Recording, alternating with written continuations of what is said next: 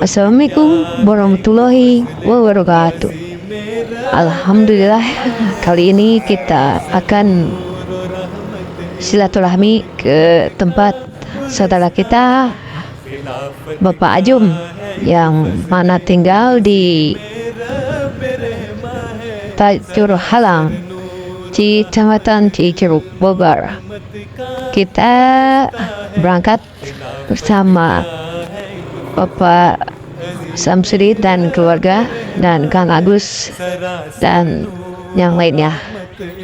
Alhamdulillah dalam perjalanan diberi kelancaran dan tiba di lokasi. Mampir dulu ke rumah ibunya dan langsung menuju ke rumah Kang Ajum.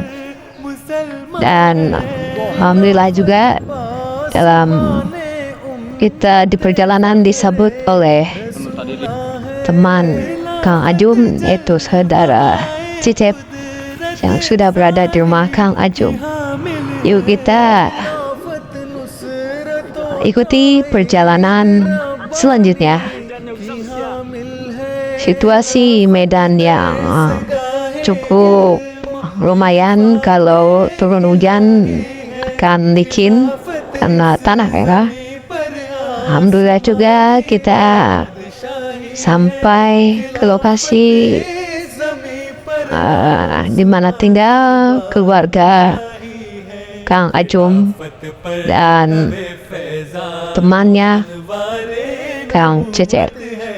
निज़ाम इसका सरासर अक्स दरबारे नबूवत है खिलाफत क्या है एक फजले अज़ीम रब रहमा है सरासर नूर. Kenalkan, ini oleh Pak Cecep yang sudah ada nunggu di rumah Kang Ajum. Kita datang bersama Pak Syamsuddin, Pak Mubarik dan Pak Agus.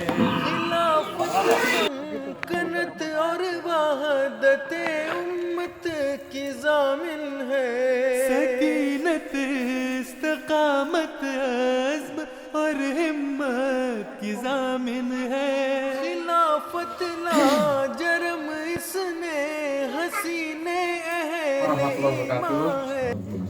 Alhamdulillah, hari ini kami dari Ciherang ada Pak Ketua, Kang Opik, ada Pak Samsudin, ada Kang Ii, ada Teh Mai. Silaturahmi ke rumahnya Pak Ajum, tapi saya nih, Ayana istrina. Nah, ini ada Cecep, Kang Cecepnya, tetangganya. Kang Cecep, kalau nama daerah ini teh namanya Tajur Halang. Oh, Tajur Halang. Ini kecamatannya? Kecamatan Cijeruk. Cijeruknya. Ya. Ini tadi kaki Gunung Salaknya. Ya, kaki Gunung Salak. Kamu Kapayu teh ya gunung namanya? Kapayu itu Gunung Pangrang. Oh iya, Kang Cep. Iya, kan kebetulan biar kita juga kenal nih. Iya. Kang Cecep, mangga sok kenalkeun heula ngaranna Kang Cecep teh saha? Sok mangga ka eta ke kamera. Nami, alamatna, terus pada mana sehari-hari? Namanya Abdi Cecep. Mau asli orang dia orang Tajur Halang. Usia saya sekarang 43. hari-hari Sehari-hari kerja saya tuh petani. Petani garapan atau memang punya tanah sendiri? Garapan. Oh, garapan. Itu dari hasil tani hasilnya bulanan, harian atau kumaha? Kalau tani di sayuran mah bulanan, Pak. Oh, bulanan. Ada yang 30 hari panen baru hasil gitu. Ada yang 2 bulan. Selama ini kan Kang Cecep bertani nih. Ya. Nah, dari kan tadi Kang Cecep ada jagung, ada kacang ya. Ya. Nah, dari yang pernah Kang Cecep tanam ini hasil panen yang bagus, yang hasilnya melimpah dan harga jualnya juga mencukupi ya, mencukupi. Itu apa sih? Kalau yang udah sih yang tahun kemarin ya, kalau tahun sekarang saya nggak nanam. Itu saya nanam tales. Oh, tales. Jadi kita juga kan kesini dengan kita silaturahmi, kita berharap menambah persaudaraan ya. Jadi kita juga lebih kenal Cecep dengan Ibu Sahat, Bu Tini, ajunya atau ayahnya. Ya. Kami berharap silaturahmi ini terus bisa berkembang. Cecep pernah mendengar tentang Ahmadiyah atau belum? Pernah. Apa saja yang Kang Cecep pernah dengar tentang Ahmadiyah? Boleh Kang Cecep bebas mengeluarkan pendapat tentang, misalkan yang saya tahu Ahmadiyah itu seperti ini, baik itu yang negatif maupun yang positif, enggak? Yang Kang Cecep tahu tentang Ahmadiyah? Iya. Kalau saya tuh kalau masalah dalamnya nggak tahu gitu ya, gimananya nggak tahu. Cuma pernah dengar gitu ada gitu. Saya kan belum pada kenal nih kayak seperti sekarang ini. Cuman baru dengar itu aja. Belum tahu gitu gimana. Belum pernah dengar Ahmadiyah itu seperti apa? Organisasinya? Belum ya? Saya masih awam saya. Kang Cecep pernah mendengar nggak dari orang tua dulu bahwa nanti di akhir zaman, ya, di akhir zaman Imam Mahdi akan datang. Nah ini yang dinubuatkan oleh Rasulullah SAW.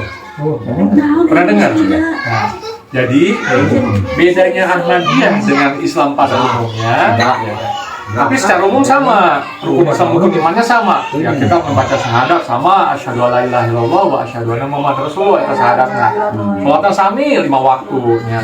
Terus bayar zakat, puasa, pergi haji sama, rukun Islamnya, rukun imannya sama ya genap. Nah, cuma yang membedakan kita dengan Islam pada umumnya adalah kami sudah mengakui atau menerima imam zaman. Ya, imam zaman yang dijanjikan oleh Rasulullah SAW, yaitu Imam Mahdi akan datang. Ya kan? Nah, sedangkan Rasulullah SAW dalam hadis mengatakan, Fa ijarata yumumu abwan al-sadi fainahu khalifatullah Mahdi. Artinya, jika kamu melihat atau mendengarnya tentang Imam Mahdi, berbayatlah. Meskipun kamu harus merangkak di gunung salju. Nah, artinya apa merangkak di gunung salju? Karena dia adalah khalifatullah, khalifah dari Allah, khalifah Allah atau wakil Allah gitu kan ya. Nah, kenapa harus seperti itu? Karena sangat pentingnya. Jadi walaupun kita harus bersusah payah, kalau sudah mendengar kedatangan Imam Mahdi, kita wajib beat pada imam zamannya. Kenapa? Karena Rasulullah dalam hadis yang lain mengatakan, barang siapa yang tidak mengenal imam zamannya atau tidak berbeat pada imam zamannya, maka dia matinya adalah mati dalam jahiliyah. Bukannya berarti jahiliyah seperjaman Rasulullah kebodohan yang bodoh. Artinya jahiliyah itu memang sebenarnya dalam keterpurukan atau kebodohan sih ya, secara garis besar itu jahiliyah bodoh. Artinya apa? Mereka tahu imam zaman telah datang, ya, atau seorang yang dinubuatkan oleh Rasulullah sudah datang, dan Rasulullah menyuruhnya berbeat, tapi dia mengingkari. Ya kan, mengingkari. Seperti halnya pada masa zaman Rasulullah kan orang-orang yang tidak, orang kufar Mekah itu kan disebut jahiliyah. Ya kan, jahiliyahnya kenapa? Diajak kebenaran oleh Rasulullah SAW, tapi dia tidak mau, tetap menyembah pada berhala Lata Uzza, ya kan? Nah, itulah yang dimaksud jahiliyah. Jadi kebodohan bukan bodoh dalam arti bodoh tanda kutip ya. Jadi kebodohan di sini artinya dia sudah mengerti apa yang diajarkan oleh Rasulullah, dia sudah tahu apa yang dibuatkan oleh Rasulullah, tapi dia menutup diri, ya, tidak mengambil kesempatan itu. Nah, maksud artinya kebodohannya itu di situ. Jadi sudah jelas apa yang dinubuatkan oleh Rasulullah bahwa akan datang Imam Mahdi, baik itu secara hadis-hadis atau tanda-tandanya, baik itu dari Al-Quran maupun dari hadis-hadis Rasulullah, tapi dia tidak mengakuinya. Lain gitu ya. Jadi membantah, padahal contohnya, tanda-tandanya sudah tergenapi semua. Contohnya gini, Rasul bersabda kan, di akhir zaman nanti akan datang Isa dan Imam Mahdi. Ya, benar ya, kata orang tua dulu ya. Dalam hadis juga Rasulullah mengatakan, la Mahdi ila Isa. Tiada Mahdi melainkan Isa. Artinya Imam Mahdi dan Nabi Isa ini yang datang ada orangnya sama. Jadi Isa dalam hal yang dimaksud oleh Rasulullah SAW adalah Isa ibnu Maryam Masalam. Perumpamaan. Kenapa disebut perumpamaan? karena memiliki sifat-sifat yang sama dengan Nabi Isa zaman dulu. Ya, contohnya mirip-mirip dengan Nabi Isa. Nabi Musa, jarak Nabi Musa ke Nabi Isa alaihissalam itu 14 abad. Begitu juga zaman dari Nabi Muhammad SAW ke Isa yang akan datang nih, atau ke Imam Mahdi, itu harus 14 abad. Artinya sifatnya itu harus sama. Kedua, pada zaman Nabi Musa alaihissalam, dia mensiarkan agamanya atau menyiarkan ajarannya dengan kontak fisik. Ada kontak fisik dengan Fir'aun, ya kan, terjadi kontak fisik terjadi dengan para penyamun, dengan segala macam. Ada kontak fisik yang ada peperangan. Nah, begitu juga dengan Rasulullah. Pada saat Rasulullah menyebarkan ajaran Islam, kan ada kontak fisik, perang dengan bertemu dengan kaum Quraisy. Ya. Sedangkan zaman Nabi Isa alaihissalam itu nggak ada kontak fisik. Nabi Isa mengajarkan ajarannya dengan cara bertablik, menyampaikan dengan ajaran kasih. Ya, bukan dengan kontak fisik lagi, bukan, tapi dengan ajaran kasih, dengan kasih sayang, dengan pertablikan, penyampaian. Sama Isa yang datang nanti nih, yang didumatkan oleh Rasulullah pun harus memiliki sifat yang sama. Artinya tidak ada terjadi peperangan. Bagaimana cara menyampaikan? Sama dengan kasih sayang, dengan pertablikan, seperti sekarang ini datang kita menyampaikan tentang kedatangan Imam Mahdi, gitu kan. Sama seperti itu, tidak ada kontak fisik. Ini sifat-sifatnya yang sama yang dimaksud itu. Jadi memiliki sifat yang sama antara Nabi Isa dengan Isa yang dulu. Jadi itu maksudnya kenapa disebut Al-Masih. Makanya dikatakan dalam hadis Isa itu Maryam masalan itu artinya perumpamaan.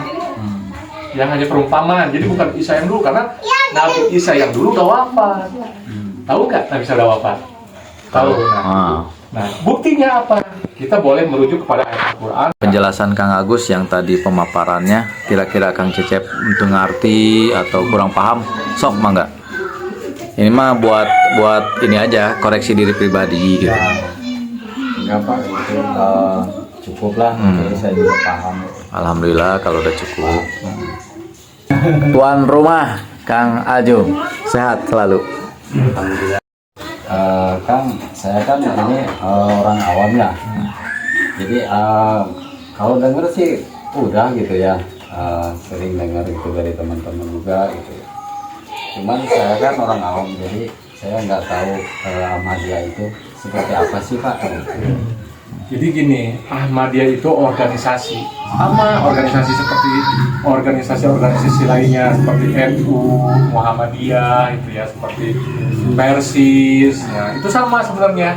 Hanya yang membedakan Ahmadiyah dengan NU atau Muhammadiyah atau Persis atau yang lainnya adalah Ahmadiyah memiliki seorang pemimpin, seorang khalifah.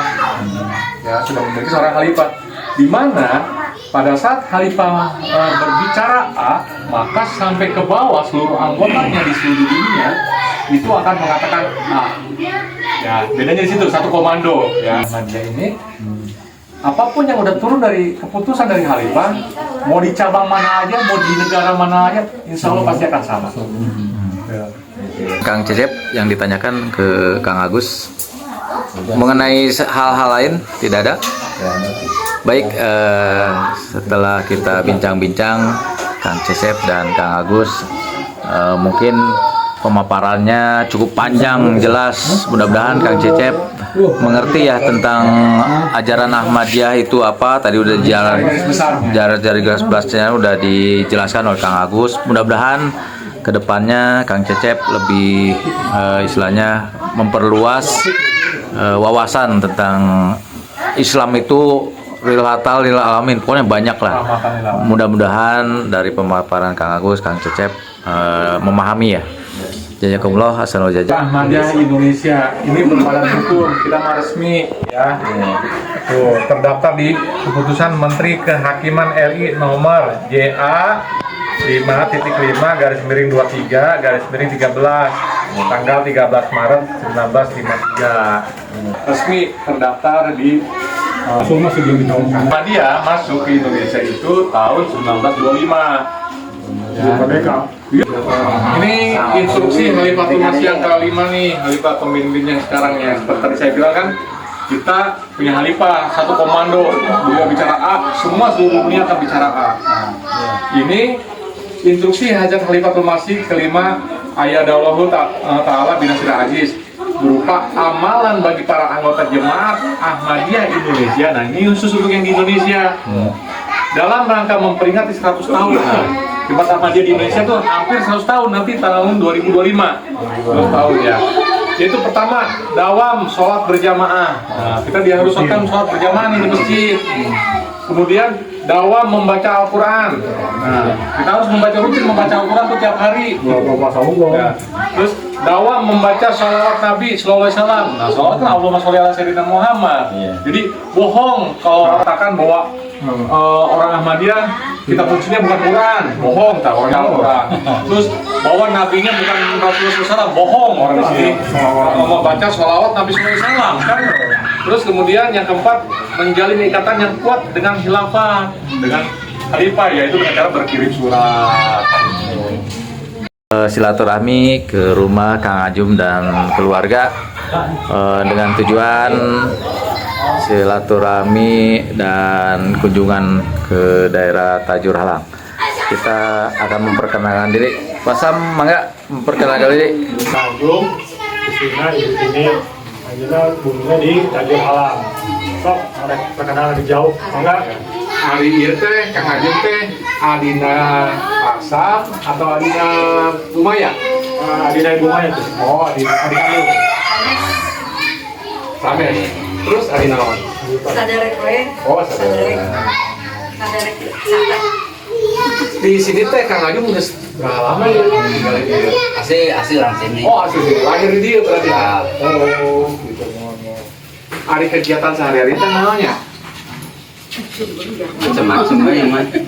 Itu duduk. Rambutan. Rambutan ya. Oh, gitu. Ani oke-nya. Dagang.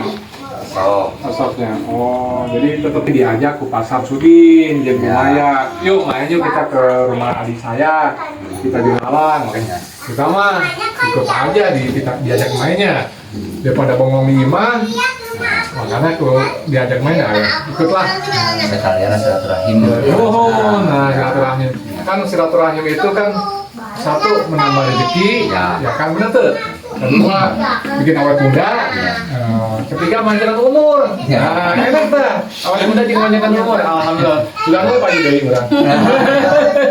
Iya, rumah Pak Ajum sebenarnya udah tahu belum sih bahwa kita nih akan datang silaturahmi ke sini, dari kasih tahu sama Pak Sam atau tiba-tiba ujung-ujung datang gitu, kaget saya juga, tau-tau kok udah ada tamu gitu. Belum Cecep kan katanya. Oh, Cecep. Oh, jadi dikabari oleh Pak Cecep bahwa kita mau silaturahmi ke sini ya. Emang sebelumnya sih kita sempat pernah kontakkan juga ya Pak Opik sama Pak Cecep ya, sempat kontakkan bahwa akan kunjungan atau akan silaturahmi juga ke sini setelah beliau silaturahmi ke Kang Opik, jadi ke rumah Pak Mauri waktu di Sudinnya. Nah, dengan ini kan juga kita alhamdulillah nih bisa saling kenal gitu kan. Iya. Jadi nambah saudara, bener gak? Iya. Kan saya juga kenal dengan Pak Ajum, Pak Ajum kenal dengan saya, dan suatu waktu main ke Ciherang bisa mampir ke rumah saya. Ya, insya Allah. Saya mau nanya nih Pak Ajum. Pak Ajum udah tahu belum bahwa Pak Sam ini beliau menjadi anggota di Ahmadiyah? Belum. Pak Ajum tahu nggak sih? Pernah dengar nggak sih tentang Ahmadiyah? Dengar sih dari saudara-saudara teman-teman kita tahu. Pernah tahu? Ya. Apa sih yang Pak Ajum tahu selama ini atau yang Pak Ajum dengar dari orang-orang tentang Ahmadiyah? Tapi nggak terlalu menyimakin sih sekarang ini. Iya, nggak apa-apa. Apa aja ya? Apa yang sekilas atau yang tahu? Apa aja boleh? Keluarin aja apa? Ungkapin aja. Apa sih yang Pak Ajum tahu tentang Ahmadiyah? Apa aja gitu? Mau reknya tahu jelek, goreng, rek halus, rek naon, sok mah nggak? Tenang naon. Di sini jadi bebas gitu. Jadi kalau seandainya ada kesalahpahaman, nanti saya akan coba luruskan gitu. Gak apa-apa, sok. Kan banyak di luar nih, kadang-kadang ada yang bilang orang Ahmadiyah teh apa namanya? Ngomong naon gitu. Punya nabi baru. Panayan mau bilang gitunya. Syahadatnya beda. Sesat. Al-Qurannya beda gitu kan, kitab sucinya beda, pergi haji ke Parung cenah. Pernah saya ketemu sama di Bogor, Iya. sama orang IPB, dibilang pergi haji orang Ahmadiyah ke Parung. Coba, bahkan teman SMA saya bilang orang Ahmadiyah mah pergi hajinya ke Parung cenah. Pernah kan? Orang ke Mekah. Makanya, kan contohnya, contohnya teh kabar-kabar yang di luar kan ada yang seperti itu. Yesus. Ya ada yang seperti itu, walaupun itu kan nggak benar, memang semuanya nggak ada yang benar gitu kan ya. Orang Ahmadiyah itu nabinya tetap Nabi Muhammad SAW, syahadatnya pun tetap sama, asyhadu alla ilaha illallah wa asyhadu anna Muhammad Rasulullah. Kitab sucinya tetap sama, Al-Quran. Itu pergi haji juga ke Mekah, nenek saya pakai saya ke Mekah, mertua saya juga baru pulang umroh dari Mekah, ya kan ibaratnya. Jadi banyak sekali fitnah-fitnah di luar yang sebenarnya tuh salah. Memang itu hanya sebuah fitnah, mereka menjelek-jelekan. Ya biasa kan kebohongan itu kalau makin digoreng kan makin asik gitu kan, makin seru gitu kan. Nah, sok mangga Pak Jum, eta contoh, hanya contoh biasanya. Lumayan ngaji ya. Oh, ada itu sih, ada yasinnya. Emang kunaon Bu Ahmadiyah? Oh, sugan ibu teh Ahmadiyah teh aya ngaji yasinan jeung kitunya. Emang Injil buku saya dibaca. Jadi saya jawabannya gitu ya udah bagus. Sarua, mak jadi teh ayat kursi, jadi yasin, dia iman ka Kanjeng Nabi Muhammad, jadi saya teh ditutupkeunnya ka ieu ka naon teh ka Se Abdul Jalani, sarua mak gitu pun. Oh, coba sih emang ngajeng gereja tuh di Bandung bohong atuhnya. Saya disangkana menyimpang gitu Kak Agus. Jam teh suka teh ngaji ayat-ayat Al-Qur'an cenah gitu. Ning umat didengekeun salewat teh ngaji Yasin, sarua ngajina cenah teh sing teh mak gosip deng. Jadi gitu sakurang Kak Aju bener. Eta pengalaman saya, ini kan banyak gitu. orang di luar lo saya kekolot ngelawan gitu. Artinya kan banyak orang yang mengatakan bahwa fitnah itu salah satunya adalah ngajina lain Al-Quran. Asam. Nih, kan Pak Ajun tadi mengatakan beliau tuh belum tahu sama sekali tentang Ahmadiyah. Sedangkan Pak Sam kan sudah masuk ke dalam Ahmadiyah. Saya ingin nanya nih ke Pak Sam, pengalaman apa yang Pak Sam sudah terima setelah masuk ke Ahmadiyah, atau perbedaan yang Pak Sam rasakan pada saat Pak Sam belum masuk ke dalam jemaat Ahmadiyah dengan sesudah masuk ke dalam jemaat Ahmadiyah? Ya alhamdulillah setelah masuk jemaat Ahmadiyah perubahannya banyak nih, terutama yang positif nih. Pertama sering ada kegiatan perkumpulan antar jemaat ya. Entah itu namanya ijma, biasa, itu alhamdulillah dari seluruh daerah kita ketemu, bahkan kita kenalan gitu ya. Saudara hibah ya, wawasannya nambah. Terus yang kedua, nasihatnya sholat tahajud bisa berjamaah, jadi seperti sholat Jumat. Oh, penuh ya? Iya, penuh. Itu seminggu sekali ya. Nah, yang ketiga, kita sering melaksanakan sholat sunat bariah ataupun qobliyah ya, dan sunat witir. Itu alhamdulillah di sini rutin. Terus selanjutnya di puasa Senin Kamis sering dilaksanakan. Terus sholawat Nabi, tadi saya jarang sholawat Nabi, sekarang di sini saya sering sholawat Nabi gitu. Terus setelah itu, setelah sholat subuh kita biasa diadakan membaca Al-Quran beserta arti dan tafsirnya. Itu alhamdulillah saya belum pernah sebelumnya. Masa, nih tadi tentang sholat Nabi nih, kan banyak di luar sana tuh bilang Ahmadiyah tuh nabinya beda, bukan Nabi Muhammad. Nah, sholawatnya kumaha sama tuh? Sama. Coba kumaha sholawat. Allahumma sholli ala sayyidina Muhammad wa ala ali sayyidina Muhammad. Berarti sama ya? Sama, misalnya serabutan gitu ya. Ada penghasilan sedikit ya, saya usahakan sisihkan buat dana canda untuk kegiatan jamaah kita juga kan ya. Itu saya pasti sisihkan setiap bulan ya. Itu ada manfaatnya nggak? Apa sih yang Pak Sam merasakan pada saat setelah membayar canda? Ya, manfaatnya banyak. Alhamdulillah di sini kalau misalnya tambah, di sini kita sehat terus gitu. Alhamdulillah. Terus bersama untuk kegiatan terakhir kita. Jadi setelah pasang bercanda banyak merasakan ya, yang tadinya mungkin sebelum masuk Ahmadiyah kadang suka kayak malas, suka sakit, suka ini, tapi setelah pasang masuk ke dalam Ahmadiyah terus membayar pengorbanan, kemudian pasang merasakan badan lebih sehat gitu ya, selalu sehat, kemudian rezeki mungkin insya Allah lebih lancar gitu ya karena pengorbanan itu ya. Oke. Menurut Pak Sam itu canda itu memberatkan nggak sih Pak Sam? Sebenarnya tidak, itu justru meringankan beban kita juga, meringankan. Ya. Meringankan kan ada pengeluaran tambahan artinya. Ya kan kita selalu berusaha untuk menyisihkan sekian persen gitu ya. Hanya sebagian kecil ya. Yang kecil, yang penting kita rutin. Hanya mungkin 1/16 Ya, atau berapa gitu ya. Makanya kalau kita nggak mampu pun, walaupun cuma 1.000-2.000 tidak masalah ya setiap bulan ya. Bisa. Selain canda, apa aja sih yang udah Pak Sam ikuti kegiatan-kegiatan? Rencana sih katanya di sini ada pengobatan kayak donor darah ya. Itu rutin saya lihat, tapi memang saya belum. Oh belum.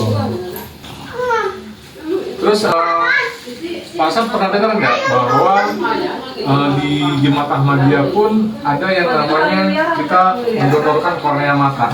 Pernah dengar? Nah, saya pernah dengar. Ya. Saya pernah dengar dan pernah lihat kegiatan di Bogor donor mata. Jadi saya pernah. Jadi orang yang sudah meninggal dari anggota Jemaat Ahmadiyah itu ada yang dia sudah berwasiat ingin mendonorkan kornea matanya itu ya. Sudah pernah ya. Oh ya Pak Agus, fungsi donor kornea mata sebenarnya untuk apa gitu? Jadi gini Pak Sam, kan banyak sekali masyarakat di Indonesia khususnya ya yang matanya buta. Tapi tidak semua mata buta bisa menjadi melihat dengan kornea mata bukan. Jadi hanya buta yang rusak di bagian korneanya saja. Ya, jadi bukan di bagian sarafnya, bukan yang di bagian retinanya, bukan. Jadi fungsi donor kornea mata itu untuk mengganti kornea mata yang rusak. Pertemuan ini kita akan akhiri dengan kata-kata yang paling bermanfaat buat Kang Ajub dan Kang Cecep dan keluarga Pak Samsudin. Mangga.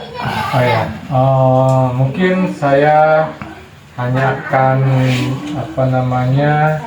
menjelaskan tadi ada satu pertanyaan dari Pak Samsudin mengenai wahyu atau ilham yang diterima oleh Hajat Masih Maud alaihissalam dari Allah Subhanahu wa Ta'ala mengenai aku akan sampaikan tabligmu sampai ke seluruh pelosok dunia. Nah, ini janji Allah kepada Hajat Masih Maud atau kepada Imam Mahdi alaihissalam. Nah, contohnya zaman dulu Cisalada pelosok, sekarang sudah ada di Cisalada kabupaten. Dulu itu gunung ibaratnya di Luwung ya, tapi sudah masuk. Terus di Banten sama sampai ke pelosok-pelosok di Banten, alhamdulillah sudah banyak anggota Jemaat Ahmadiyah di Banten. Kemudian bahkan insya Allah Pak Samsan kan asli sini, orang sini kan ya Pak Sam? Oh istri Pak Sam orang sini ya.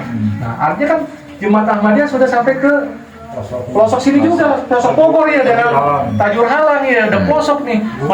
Masih tadi kita lihat di kaki Gunung Salak, jalannya juga masih tanah, licin gitu ya. Nah, itulah yang dimaksud salah satu nubuatan atau wahyu atau ilham yang diterima Hajat Masih Maud atau Hajat Mirza Ghulam Ahmad itu tergenapi. Ahmadiyah akan sampai ke pelosok-pelosok dunia atau Allah sendiri akan menyampaikan tabligh Hajat Masih Maud atau Hajat Mirza Ghulam Ahmad alaihissalam sampai ke seluruh pelosok dunia. Nah, closing statementnya, mudah-mudahan dengan pertemuan ini kita selalu diberikan kesehatan oleh Allah Subhanahu wa Ta'ala, diberikan kemajuan jasmani dan rohani. Dan mudah-mudahan di sini akan menjadi persaudaraan kita akan semakin erat. Ya, persaudaraan kita akan semakin erat, kita selalu diberikan kemajuan-kemajuan oleh Allah Subhanahu wa Ta'ala. Amin. Demikian, Assalamualaikum warahmatullahi wabarakatuh. Keberkatan dari silaturahmi ini insya Allah kita akan ditutup dengan doa semoga perjalanan kita kembali ke Bogor diberikan keselamatan dan sampai rumah Baik, Mangga. Oke. Bapak-bapak, Ibu-ibu, mari kita berdoa kepada Allah Subhanahu wa taala. Semoga dari pertemuan ini kita mendapatkan keberkatan, karunia-karunia dari Allah, baik berupa kesehatan maupun rezeki yang halalan thayyibah. Doa mulai Al-Fatihah. Auzubillahi minasyaitonir rajim.